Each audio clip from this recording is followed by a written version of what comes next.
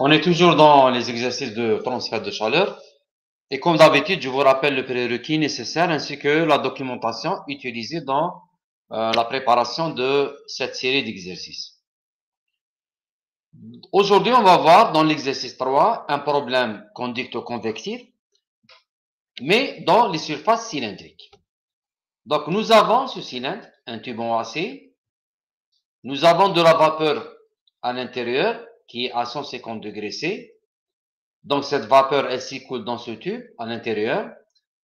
On donne les rayons intérieurs R1, le rayon extérieur R2. Donc, cette épaisseur, elle est là, de l'acier. On donne aussi la longueur de notre cylindre qui est égale à 50 mètres. Et on donne la température de l'air de la chambre, l'air environnant, qui est égal à 20 degrés C, ainsi que le coefficient de convection entre la surface extérieure du cylindre, du tube, et l'air de la chambre, qui est égal à 4 watts par mètre carré C. Question, déterminer le taux de transfert de chaleur dans ce cas. Bien. Comme hypothèse, nous avons un transfert de chaleur stationnaire, car les températures restent constantes. Il n'y a aucune indication sur la variation de température avec le temps. Donc, c'est un transfert stationnaire. Aussi, nous avons un transfert radial monodimensionnel, d'accord, suivant ce sens, bien. Et la conductivité thermique de notre acier, elle est constante. Et on néglige aussi le rayonnement. Bien.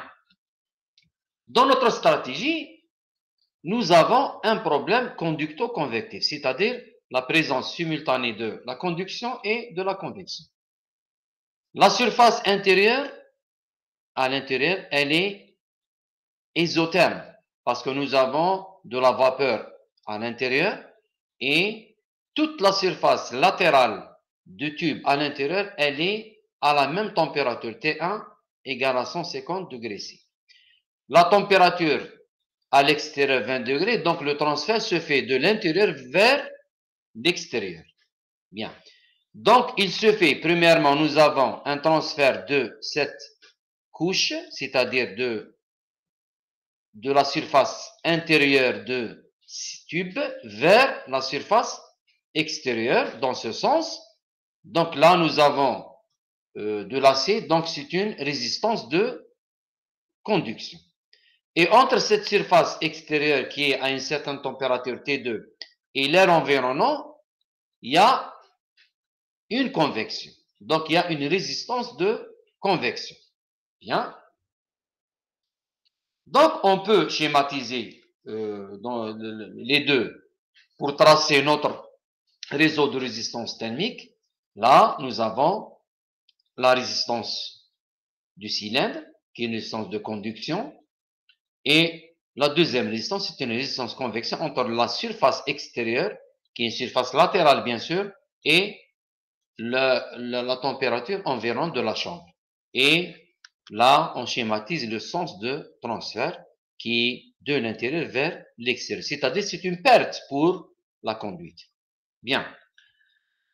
Donc, nous avons deux résistances. Je rappelle juste que pour un cylindre, la résistance de conduction, elle est donnée par log de rayon extérieur, c'est rayon intérieur, c'est 2πk fois L. K, c'est la conductivité thermique de conduction, et de la conductivité thermique, et L, c'est la longueur du cylindre. Dans notre cas, c'est 50 mètres.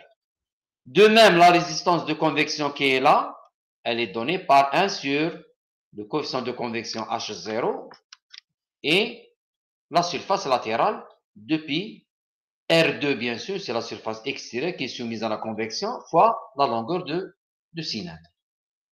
Donc, les résistances étant en série, donc je vais les schématiser comme ça. J'ai T1, T2 et T l'infini. Là, les températures, vous avez la résistance de conduction du cylindre. Là, vous avez la résistance de convection à l'extérieur. Donc, la résistance globale, puisque les deux sont en série, donc c'est la somme arithmétique des deux. Et je vais répondre justement à ma question qui est déterminer le taux de transfert de chaleur à travers le tube. C'est normal, c'est une perte pour notre cas parce qu'il y a un dégagement de l'intérieur vers l'extérieur et on applique directement la relation qui donne le taux de transfert en fonction des résistances et la différence de température extrême, c'est-à-dire globale entre la première température et la dernière température. Donc c'est T1 et T1 qui est là et T l'infini. Donc je remplace directement la somme des résistances et j'obtiens Q égale 9332 watts.